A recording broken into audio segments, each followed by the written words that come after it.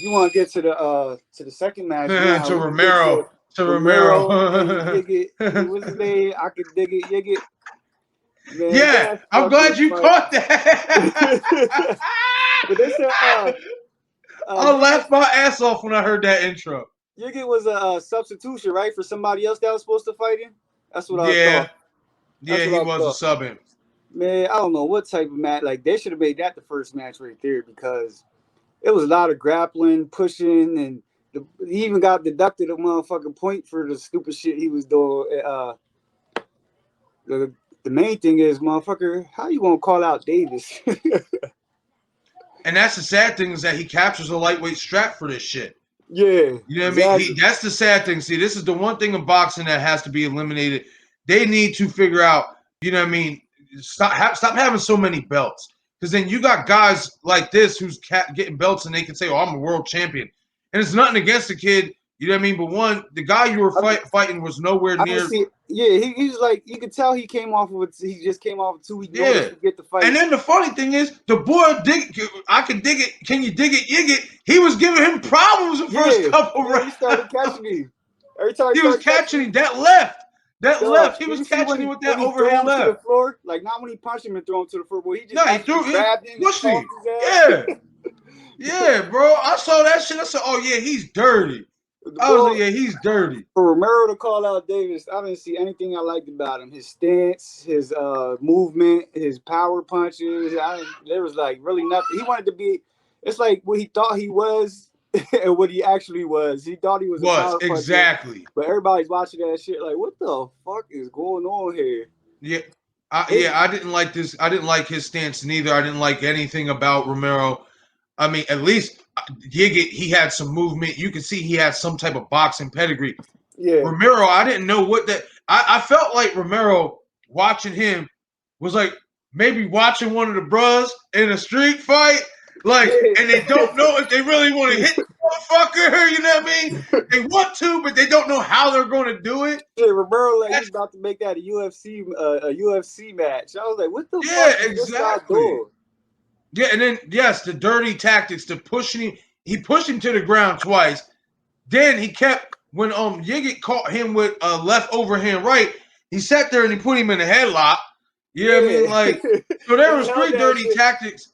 He's lucky he didn't get disqualified. That's what I thought he was going to do because he probably should have had like 2 points deducted because the ref kept on warning him like, yo, you do that again, I'm going to deduct the point. Do that again. Then he did deduct 1. Yeah, so he finally did it. And then like right after when he took the point, Romero came back and punched the shit out of him, knocked him down right after he took the point.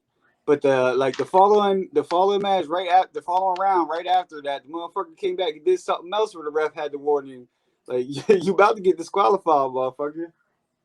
Facts. Like, yeah, I thought he was going to end up getting disqualified when he pushed him down like that, because I was like, yo, there's no way you don't at least. If I was a ref, I would have disqualified him. You purposely sat there and shoved him down. And my issue with that is that we've seen it in boxing a couple times where even if you accidentally shove a motherfucker, they could tear their knee up, they could do something. Yeah. Like when they were showing and that's just dirty. Yeah, when they were showing the replays of all his punches when Yigit hit the dirt, every fucking time he went down, Romero pushed him. You could see it. See him pushing him off like that. The motherfucker. Yeah. Then when he came out, did you see when he ran towards him in the corner? It just like this. I was like, yo, what the fuck is this? And even the boy Yigit was like what's that? Like what was that? Yeah. That right there, I think that was. I want to say that was somewhat underground celebrity boxing. That was for comedy purposes. Yeah, that looked like that was one of those. That was one of those Triller cards. Yeah, that like one of the Triller card for the Floyd and Logan Paul fight. Right? Exactly. They should have put that fight on that card. Hell yeah! How disastrous that thing was. Yeah, or they should at least made that the first fucking match. They should have. I guess they made it the co-main event just because he had the title. Yes, and now he's a lightweight champion. Ronaldo Romero is so weird because I have a hard time saying his whole name like that because I feel like I'm saying the Showtime analyst name, not Ronaldo Romero or whatever, because that's his name too, basically.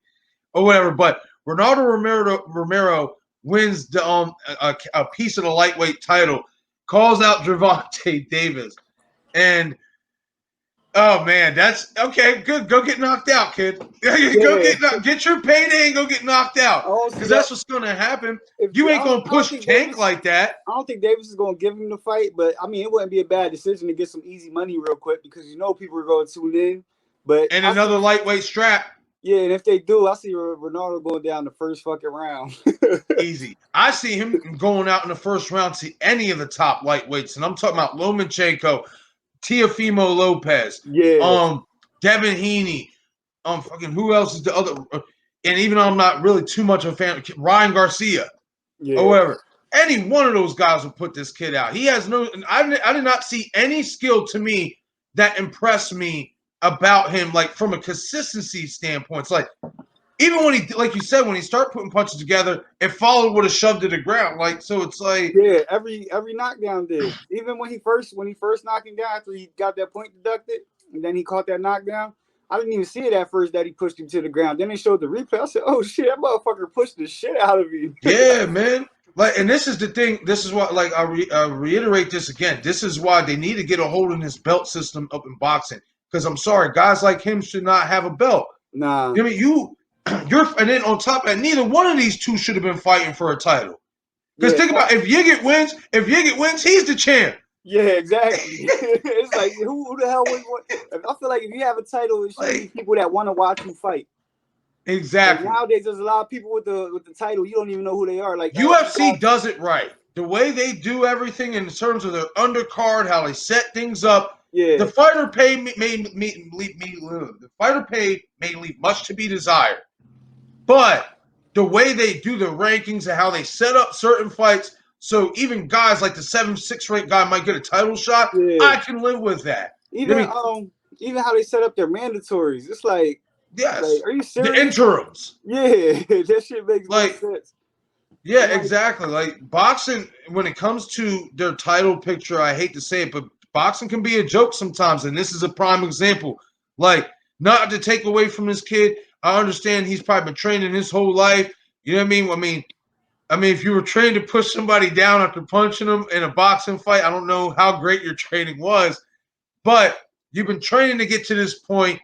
You finally got there, I guess, you know what I mean? But just me as a boxing pundit, a boxing fan, I didn't see any real boxing skill. Yeah, nothing. There was nothing there that would make me tune in to watch him. No, nothing that would make me want to buy a ticket. Nothing that would make me say they set up the Davis knockout. I'm not even gonna call it. Nothing that would even make me say, you know what? I want to see this kid against the likes of Garcia, Davis, Lopez, Haney, etc. Yeah, nothing at all. Yeah, and that's a good weight class right now. They got a lot of good fighters. Oh, that weight class, it's young and it's got plenty of top talent. Yeah,